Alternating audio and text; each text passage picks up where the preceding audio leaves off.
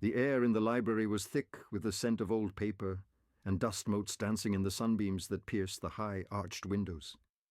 Elias, a man whose life was measured in the spines of books, ran a hand along a row of forgotten histories. He wasn't looking for a story, he was looking for a name scrawled in the margins of a specific rare volume of celestial maps. He finally found it tucked away in the restricted section, its leather binding cracked and its pages yellowed with age.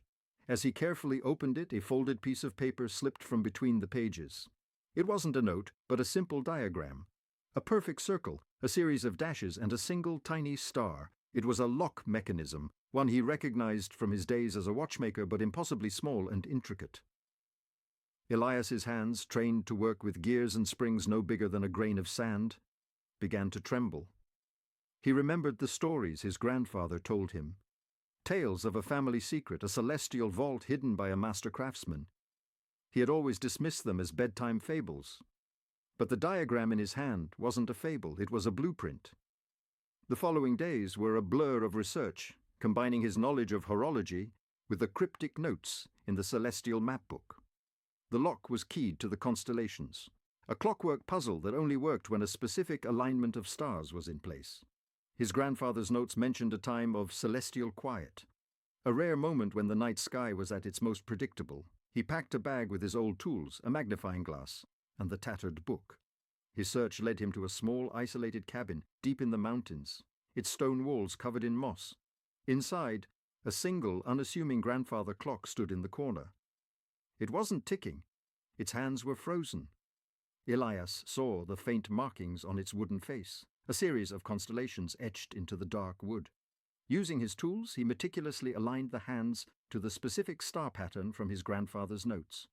With a soft click, the clock's face slid open, revealing a small, velvet-lined compartment. Inside lay a single, gleaming compass. But this compass didn't point north.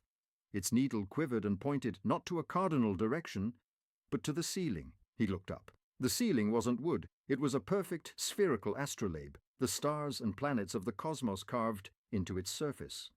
The compass was the key. He placed it at the center, and as its needle settled, it pulsed with a soft, ethereal light. The astrolabe began to turn, slowly at first, then faster, until the room was filled with the whirring of gears and the gentle chime of unseen bells. The light grew brighter, casting shifting constellations across the walls. Suddenly, a hidden door in the wall slid open. It wasn't a vault filled with gold or jewels.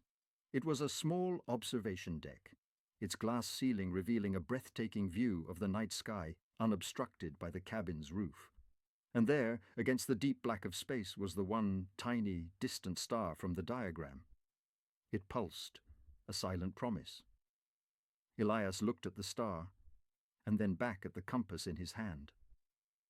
The true treasure wasn't a destination or a physical object. It was the discovery itself, a lineage of wonder, a connection to the celestial dance, and a quiet, profound understanding of the universe's elegant clockwork mysteries. He was no longer just a watchmaker or a librarian. He was a keeper of the stars,